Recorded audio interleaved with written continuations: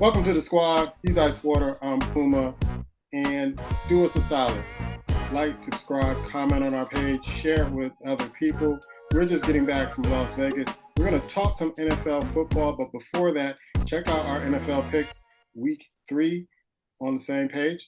And we're going to come back and talk about that later, but we're going to go first to college football. We had a wild time and a great time in Las Vegas, and we were watching a lot of sports. That's what we do. And we watched a lot of college football. So I want to know what games stood out for you. There were a couple of them. The games when I saw them, I said, "Man, who I think is going to make a run and make some things happen." The way that Georgia Tech won versus Clemson was very surprising. I like Clemson.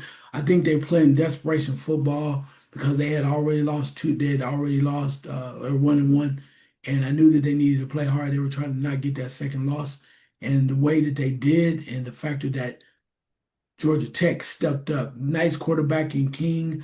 They just played strong all the way around. And for them to eke that victory out on that field goal and go 3-0 was definitely amazing to me. Also, Alabama. And I know that they played Wisconsin and they kind of ran over them. But I think now that that's a team that you need to watch out for. And I say that because they have that amazing wide receiver in Williams. And I thought he was hurt or something was wrong, but he's starting to come on a little bit. And I'm not saying they're going to they're going to win the national championship like that, but I would not take them so lightly right now because they could be a small problem. The game that stood out to me, we watched the Georgia Tennessee game. And I kept saying while we were together, I think your brother was voting and betting on Tennessee. And I bet the points and got a half point off. And so I didn't win that bet. But I was telling him, like, Tennessee has a tendency to lose the game late in the game and get out coached. And that's exactly what they did. I think it went into overtime and they just couldn't hold it together. You could just see it on the coaches' faces. It's almost like Georgia has their number and they just couldn't pull it out.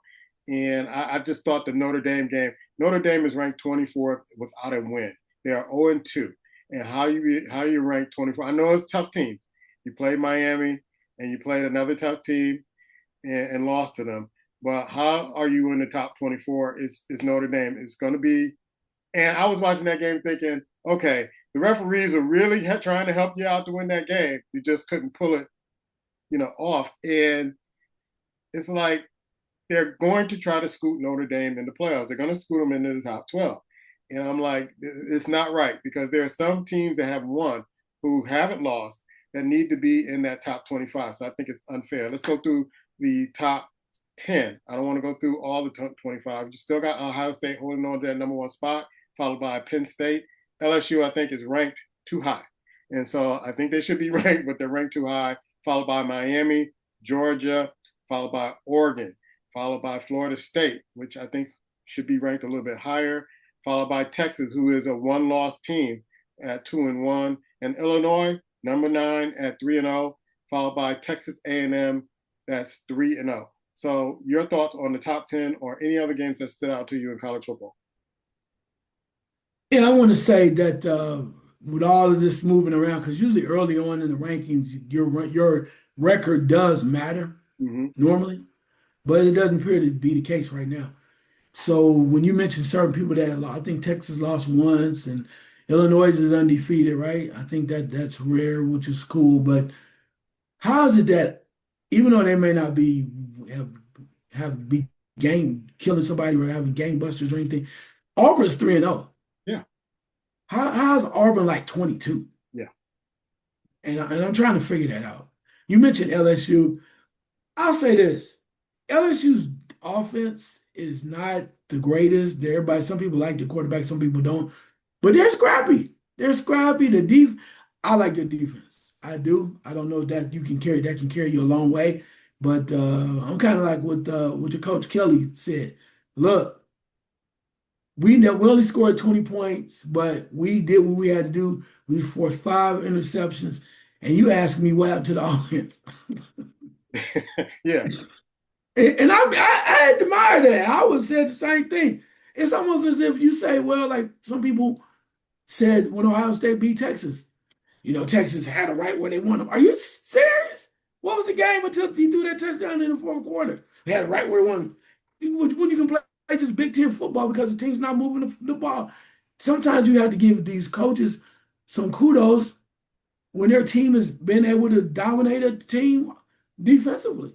Yeah. So I don't know. I look at that. I know they have Ole Miss up there. I watched Indiana play a little bit, but another team, last team I'm gonna throw out there that might be making a move, or I don't know if they're gonna make a move, but I like the way they move around a little bit. USC. Yeah, that's ranked 25 fifth. Yeah. Yeah, I like them. I watched a little bit versus Purdue. I like the quarterback. I think they got some wide receivers. I think they're up and coming, even if it's not this year. It'll be interesting to see what happens. And I believe UCLA fired their coach. I mean, early in the season, and I figured that he wouldn't last after the season, but I didn't think they would just fire him right before the season is getting started. It's something that's going on there. Maybe we'll look into later that they felt like we need to part ways right now. I don't think they can salvage the season right now, but hey, they felt like they needed to let him go, and they didn't even give him a shot to try to salvage this season. Your thoughts, man? Yeah, I mean, I understand it. I know that the AD over there, Jermon, is former Ohio State Buckeye as well, and I think he probably saw the writing on the wall that at this point you need to have them moving. So you're 3 games, 3 weeks in, right? You still could turn around and maybe get 6 games. I'm not sure if you can. You need 6 wins. So you need to go towards the bowl game. If you continue just to see things happening and going into the backwards way, do you sit and wait for the bomb to explode when you can defuse it? That's Yeah, my question to you. Do you sit there and wait, go, this bomb gonna blow up? Well, just give it 6 more weeks and then we can try to put it, defuse it then. It could be all the way blown. And I don't want to see anybody fired. Former, a former Bruin, right? He was played there and everything like that too. But sometimes you just got to go. You got to cut the losses. And maybe there is a person on that staff that may be serving as an interim that is ready to take over. And this will be a great chance and what you do things there, twofold is this. If you have somebody that's still in the system, he's an interim coach, players are still comfortable with him and they believe in him, then they'll play for him. all right, we got some big games coming up this week, and some of the games intrigue me a lot. Of course, Texas Tech and Utah, 16 to 17. That intrigues me. You have Oregon and Oregon State. That's a rivalry game. Oklahoma. We were just talking about Auburn. How they rank 22. Here's where they can prove it right now.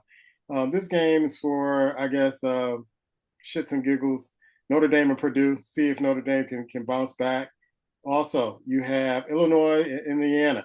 Illinois has been making some noise. Indiana just routed another team. You have Miami and Florida. That's always a barn burner. And the team you just spoke about, USC and Michigan State. Let's see if they're for real.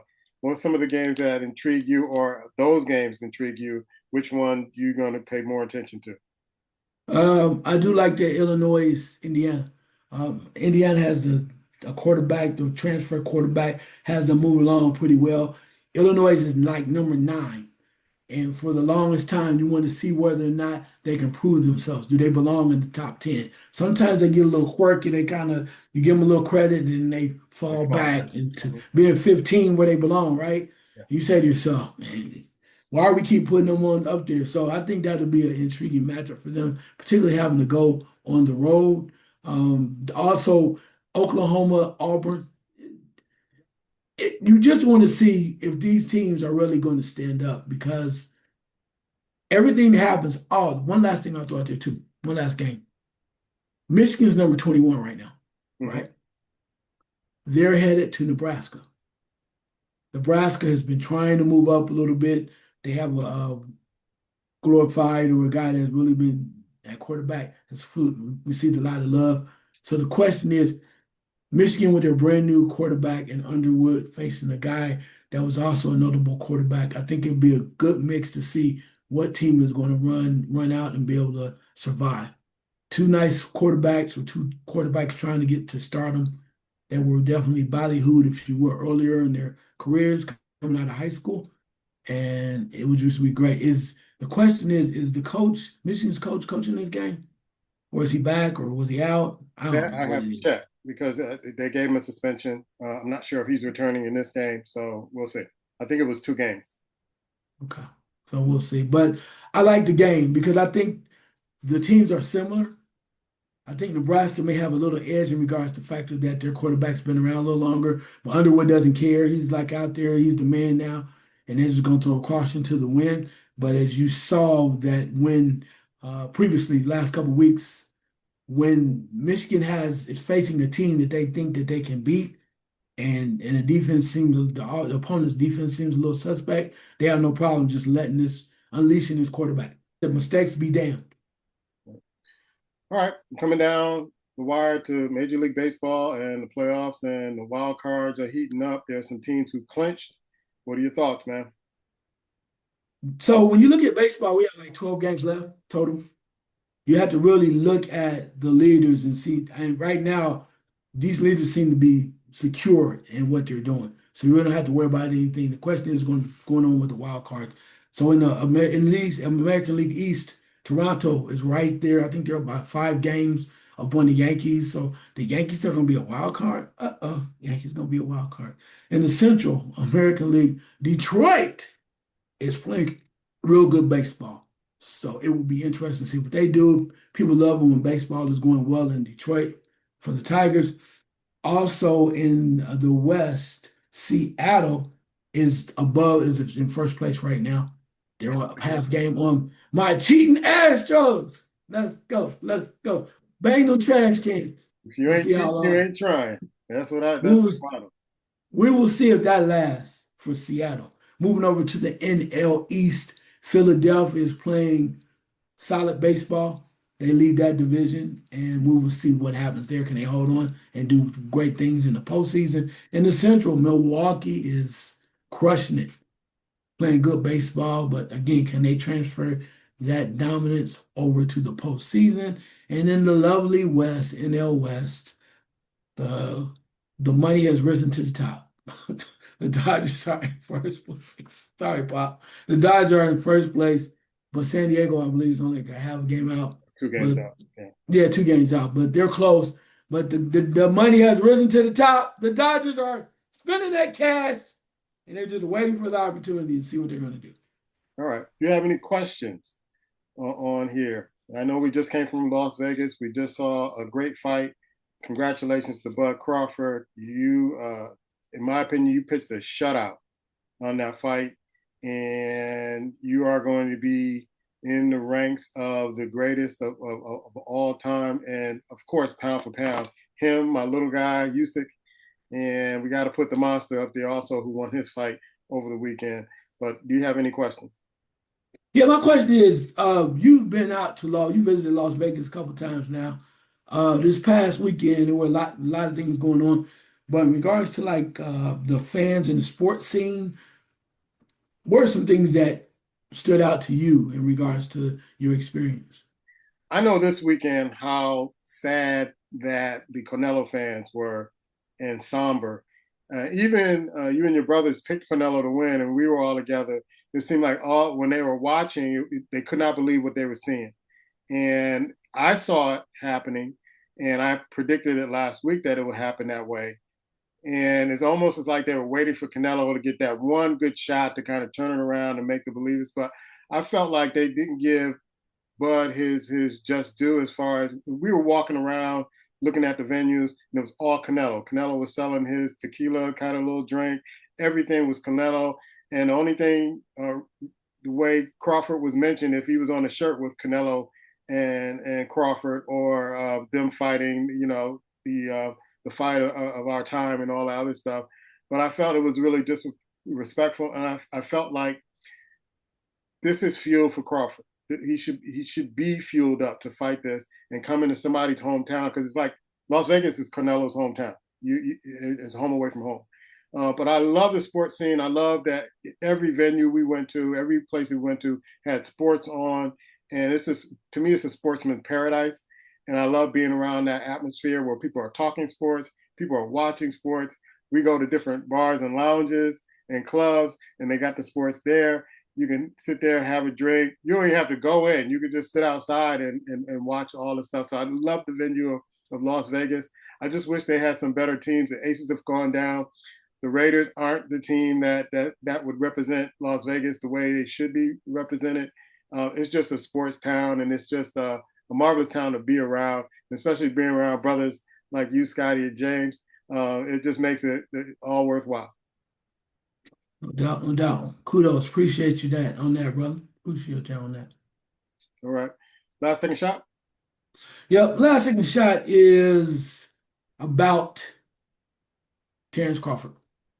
Bud, Bud. And I say this as a person who has been watching boxing in a long time. And what I want to say about him is you surprised me again, and that's okay. You surprised me again. It's not that you surprised me with your greatness and your ability. You surprised me that you had a game plan, you stuck to it, and you were did your due diligence and being amazing at that plan. When we talk about boxing, there's so many times you see people get in the ring, somebody wins by a knockout, or he did this, he said he did that, and then we go, oh yeah, we celebrated because you won and you won so many times. But what we miss is the excellence and the greatness. We talk about how quick Bud was and he used his speed. We talk about Bud did this, but you missed the masterpiece. Again, he made this man do things that he knew was not accustomed to. And you know why people, it was mentioned before about people supporting Canelo and why they were so bummed out. It's because it's been a long time before you saw that man, since you've seen that man look ordinary. It's been a long time. He's been in face boxing a long time. Think about even though he lost to Bivol, that's Canelo, that is, it's been a long time before that man looked ordinary. He didn't look like the guy that everybody's been pumping up. He didn't even seem like the guy that fought Triple G, that people talk about the controversial decisions that he won or the draw. He looked ordinary. He didn't look like the Canelo they are become accustomed to. And that's very disappointing because they always in the past have almost pretty much could guarantee he was going to win by some way or another. But Terence Crawford, his efforts and what he did with his game plan showed you what it was like and how he was able to dominate. So it's time to give that man his just due to see his greatness. That's what I'm doing. But I was not going to celebrate him off one win or a couple wins. When you say greatness, he dared to be great against a guy that's supposed to be the face of boxing. Now you got my attention. Not saying you didn't have it before, but unfortunately his resume, it didn't seem like there was enough numbers on the resume. So this one is definitely a big number on the resume for his greatness. So I appreciate that. I just say one other thing in closing on this matter on my last second shot, and I might have mentioned it earlier. You're the face of boxing, bud. If you're gonna fight again, get your money, bruh. Get your money. They want to pay you. They want to see you because you're exciting and you're worth it. So if it's 168 fighting Benavidez, coming down to 160 for the one Charlo, or whomever it may be, if it's even another fight trying to get, or to the standpoint where they want to throw you in there at 168 with Bivol, get your money, bruh, because you deserve it.